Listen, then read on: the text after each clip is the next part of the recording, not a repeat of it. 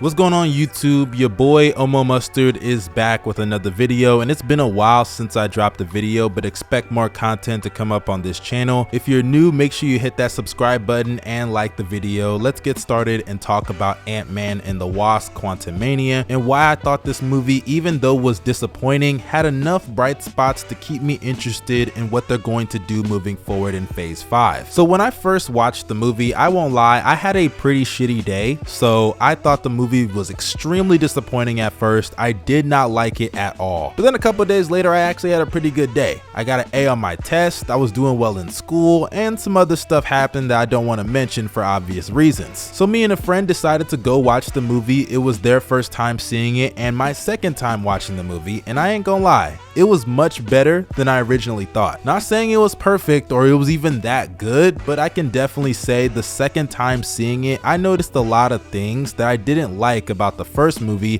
that I changed my mind on. For starters, Ant-Man has to be one of the best casting roles that they have in the MCU. Even though I'm not a big fan of the Ant-Man movies, and I'm gonna get to that in a second, I like what Paul Rudd has done in this franchise. I mean, he's a very charismatic guy, and you can tell a lot of the stuff he's just improvising along the way. It's very obvious that they lean on him for his charisma to kind of carry these movies, because without him, these movies are really a pile of shit. Another thing I liked about this film has to obviously be Kang the Conqueror. I mean, we might as well get that out the way. Kang was great in this film. I wouldn't say he was perfect. I mean, at the end of the day, he did lose to Ant-Man and the Wasp, but I think it's fairly obvious that that's going to be the main Kang that the Avengers deal with at the end in the Kang Dynasty. Maybe he'll pop up as the Beyonder. I've definitely heard some rumors about that, but I don't want to speculate on future stuff. I think in terms of the writing, it could have been a little bit better, which I'll get to in a second when I talk about the things I didn't like, but I think Jonathan Majors' performance was excellent. Even though I thought the pauses after everything he said was kind of OD. Just a man who's lost a lot of time, like you. But we can help each other with that.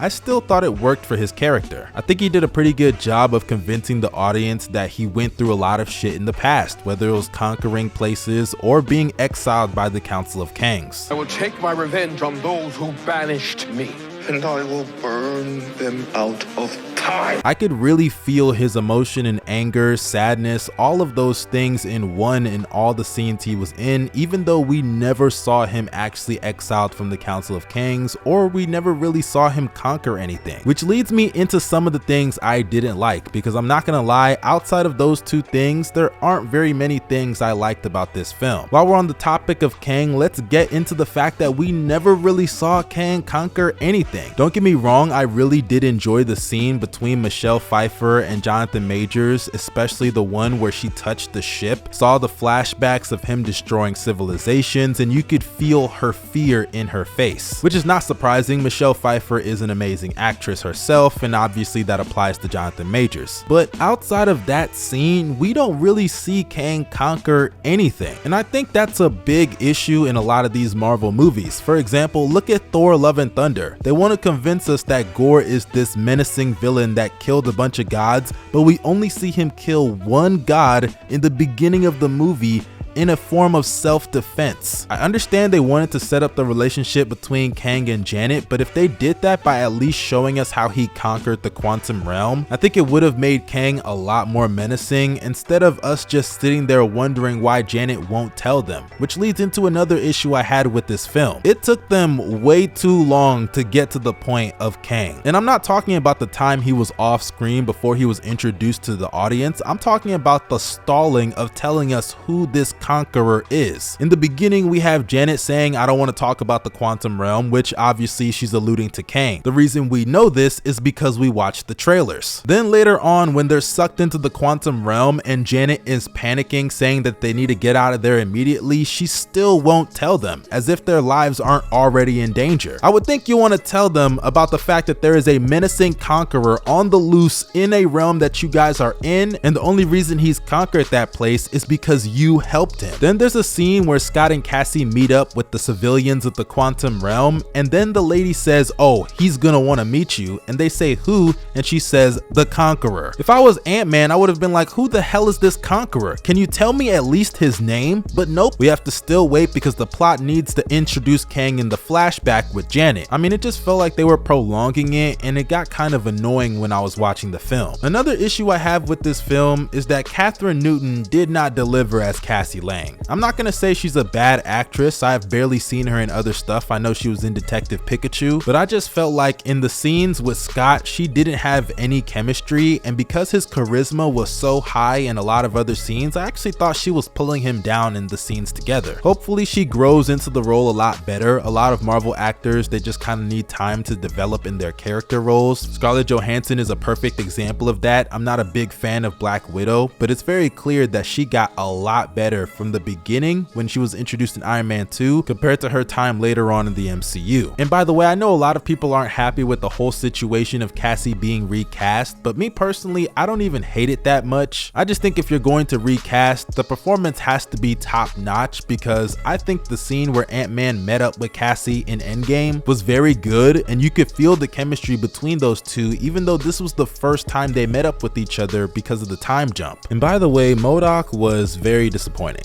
He was another issue I had with this film. Don't get me wrong, I'm not a big MODOK fan in the comics. To be honest, I don't even know too much about the character, but from what I've read about him, this was a pretty weak depiction of him. And I'm gonna be real, I don't really think he added much to the story. If you remove him from the film, you could do the exact same type of plots and get to the exact same destination, honestly. Darren Cross was not a character that I wish to see come back in this franchise, and I don't know why they really brought him back. He was a basic, boring villain in Ant-Man 1. And it's so wild how I just knew they were gonna use MODOK for a comedy relief, and that's exactly what they did. This franchise is so predictable, bruh. I mean, think about it. It's a head that's floating. Of course Marvel is gonna use that for comedy. Another issue I have with this movie is that it expects you to just understand and take things for what they are. For example, the relationship between the Ant-Man family, it truly is weird to me how we're all just supposed to be on board with how close they are as a family. I mean, I can somewhat understand Scott, Hope, and Hank, but why the hell is Hank Pops now to Cassie? I mean, I didn't even think about the fact that they were going to be interacting in this movie before I saw it. I'm not gonna lie to you. I mean, of course I knew that they were going to talk and have scenes together, but the fact that they've developed this chemistry where she's damn near his grandchild, that's so weird to me. But out of all the characters in this movie and franchise, I can't lie, the one that gets it the worst has to be Hope. Evangeline Lilly is not a bad actress by any means, but she doesn't really have much to do in these movies outside of action scenes. I mean, the film is literally called Ant-Man and the Wasp: Quantumania, but yet she doesn't really do much of anything or have any character development. I mean, go back to the first Ant-Man movie and tell me what has she done in that film up until now that has really grown her character. She hasn't changed one bit. I understand that she brought her mom back from the quantum realm, but her bringing her mom back didn't change her character. She's literally damn near the exact same person. I mean, if you're gonna name the movie Ant-Man and the Wasp, at least give her some type of character arc. I just think it's really weird how Ant-Man and the Wasp in the comics have such important roles, but yet in the MCU, Wasp really is an afterthought. Another issue I have in this film also is the editing. There are a lot of jump cuts in this movie that are so poorly timed, and there are a lot of shots as well that are so bad. I understand that this was going to be a CGI fest. As soon as they said Quantumania, I think that was a dead giveaway, but I can specifically remember a scene where Cassie and Scott were both giants. They went in for a hug, which was supposed to be this big sentimental scene, but you couldn't even tell they were giants most of the time because of how they were positioned in the camera. And there are a lot of scenes that if they just tightened up the editing and camera shots, they could have been so much better, but unfortunately they just didn't do that. Overall, it sounds like I'm nitpicking a lot with these problems, but these little things add up, and that's why I thought this movie was fairly disappointing. Jonathan Majors was amazing as Kang, but there still could have been things that you tweaked about his character and presentation that could have helped. I mean, for a film that's supposed to be the beginning of Phase 5, I was already questioning why Ant-Man was the choice to face Kang, which leads into my biggest issue with these Ant-Man movies overall. I personally don't believe that Ant-Man needs his own film franchise. Think about this. Whenever Ant-Man has been at his best, it's been whenever he's interacted with the other Avengers in crossover films. For example, Ant-Man in Civil War, I really liked him when he was interacting with guys like Captain America, Hawkeye, Iron Man, and the same thing applies to his appearances in Endgame. I mean, now that they're making Disney Plus shows, I would have rather seen Ant-Man in something like that instead of a full-on movie, because at least in a situation like that where they have multiple episodes a season, it would at least force them to flesh out some of these characters and we can understand the connection between them a whole lot better, especially with somebody like Hope.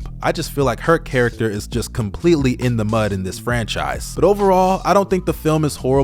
It just feels like another movie lost in the MCU grand scheme of things, and for a film that's supposed to kick off this Kang dynasty in Phase 5, I definitely thought overall it was a disappointment. On a scale of 1 to 10, I'd probably give this film a 5, maybe a 6. Let's go at 5.5 out of 10.